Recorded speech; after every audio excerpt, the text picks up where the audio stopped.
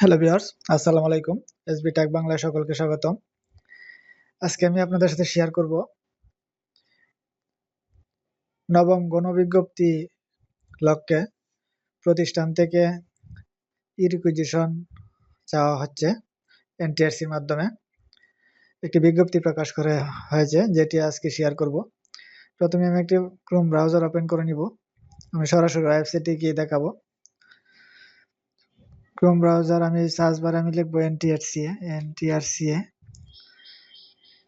আমি এনটিআরসির ওয়েবসাইটে প্রবেশ করতেছি। আমি এনটিআরসির ওয়েবসাইটে প্রবেশ করলাম। এখন সার্চ করে আমি একটু নিচে যাবো।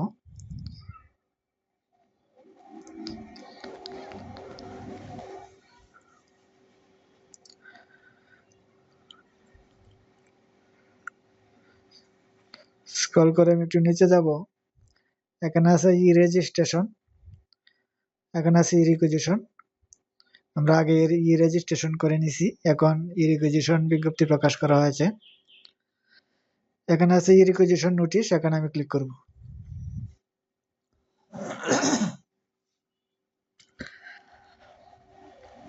যে বিজ্ঞপ্তিটা প্রকাশ করা হয়েছে 29শে মার্চ 2026, নবম এনটিআরসি এর শিক্ষক নিয়োগের লক্ষ্যে ই রিকুইজিশন সংক্রান্ত বিজ্ঞপ্তি। শুধুমাত্র এমপিও পদের জন্য, নন এমপিও যারা আছে তাদের জন্য না। তাই বিজ্ঞপ্তিটা আমি ডাউনলোড করব।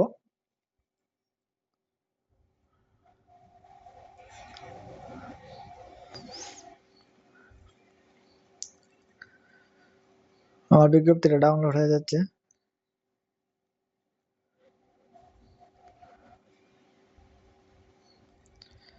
আমার বিজ্ঞপ্তিটা ডাউনলোড হয়ে গেছে।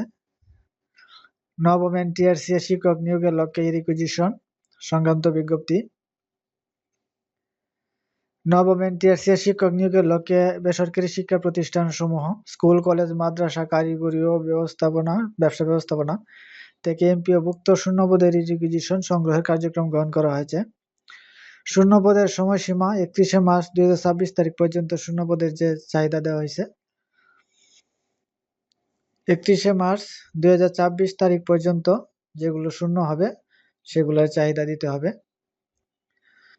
ই রিকুইজিশন প্রদানের সময় 31শে মার্চ 2026 তারিখ থেকে 12 এপ্রিল তারিখের মধ্যে অনলাইনে প্রদান করতে হবে। ই রিকুইজিশন প্রদানের পর পরবর্তী 24 ঘন্টার মধ্যে ফি 200 টাকা জমা প্রদান করতে হবে। এনটিআরসিতে নিবন্ধনকৃত সকল শিক্ষা প্রতিষ্ঠানকে অনলাইনে চাহিদা প্রদান করতে হবে। পূর্বে জারিকৃত কোনো নিয়োগ বিজ্ঞপ্তির আওতায় প্রদত্ত অনলাইনে চাহিদা কোনোভাবে বহাল থাকবে না। অফলাইনে হার্ড কপিতে অথবা ইমেইলে কোনো চাহিদা গ্রহণ করা হবে না। এনটিআরসি এর অধীন 2005 এবং পরিপত্র অনুসারে এমপিওভুক্ত শূন্যপদের ক্ষেত্রে ই রিকুইজিশন করা বাধ্যতামূলক। অন্যথায় প্রতিষ্ঠান প্রদান ও প্রতিষ্ঠানের এমপিও বাতিলকরণ সহ আইনানুগ ব্যবস্থা গ্রহণ করা হবে।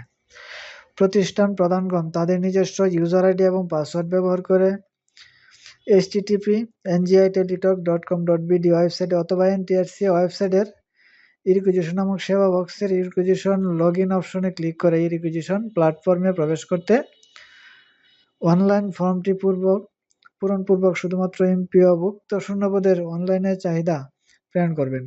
উল্লেখ্য, ই রিকুইজিশন ফর্মটি পূরণের সময় এনটিআরসির ওয়েবসাইটে প্রদর্শিত রিকুইজিশন নির্দেশিকাটি যথাযথভাবে অনুসরণ করতে হবে।